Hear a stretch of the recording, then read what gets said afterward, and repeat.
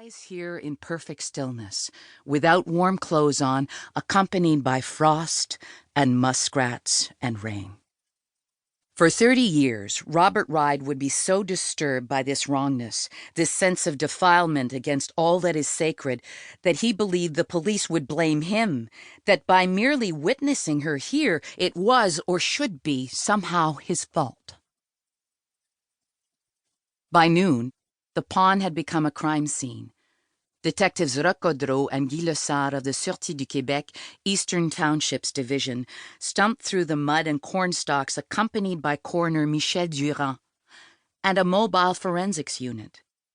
SQ agent Normand Grégoire took photographs and drew a map. The bridge was precisely 17.8 meters long and 8.6 meters wide. Halfway between the bridge and the farm entrance, he sketched a tractor entrance that allowed access to the cornfield. The body lay exactly 34 meters back from the bridge and 38 meters from the tractor entrance on a straight trajectory. She had walked or been dragged from the road. Detectives broke into teams to search the field. They came across a green garbage bag in which they found women's clothing, including a pink sweater. In the cornfield, they found 2 torn pieces of a knee-length green scarf. One piece lay 15.3 meters from the tractor entrance. The other lay 16.4 meters farther away and 25.3 meters from the body.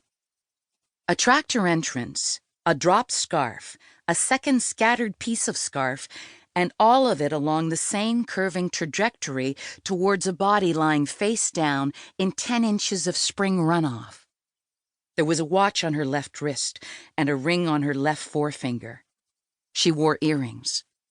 There were, Coroner Durand observed and wrote down, what appeared to be marks of strangulation around her neck.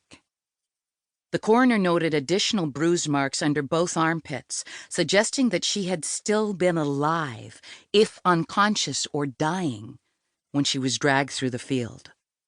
It was, he estimated, the body of a girl between 17 and 18, about 5'5" and weighing around 120 pounds. These details roughly corresponded with the age, height, and weight of Theresa Allore, who had gone missing from her college residence in Compton on November 3, 1978. That would need to be confirmed. As the body was whisked to the morgue in the nearby city of Sherbrooke, investigators tried to track down Theresa's brother Andre, who also attended Champlain College. But he was away for Easter, as were her close friends, so the Sûreté du Québec corralled 3 nervous students who barely knew her to gaze wincingly at the remains. Abruptly confronted with a water-soaked, decomposed corpse, the teenagers couldn't say. They didn't know.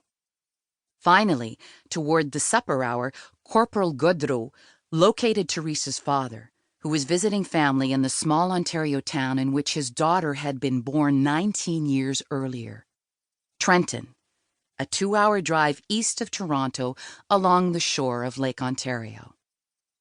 The detective told Bob Allore they'd found a body and thought it was his daughter. Gaudreau described the watch and the ring, the earrings.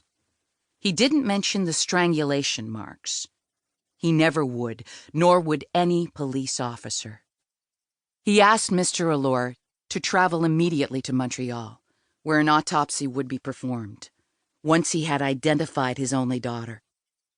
So began one loving, thoughtful family's descent into hell. There would be no resurrection this Easter, only a story that would take 40 years to unravel and tell. Part 1. 1. Simple twist of fate.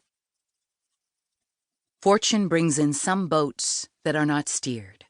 William Shakespeare, Cymbeline. When I was 16, I slept in the bedroom of a dead girl. It is a strange notion, and of course she wasn't just a girl. Nor is this a ghost story. Or maybe it is, given how many people remain haunted by the mysterious violence that befell her. What I remember are the hiking boots that stood neatly in the closet of that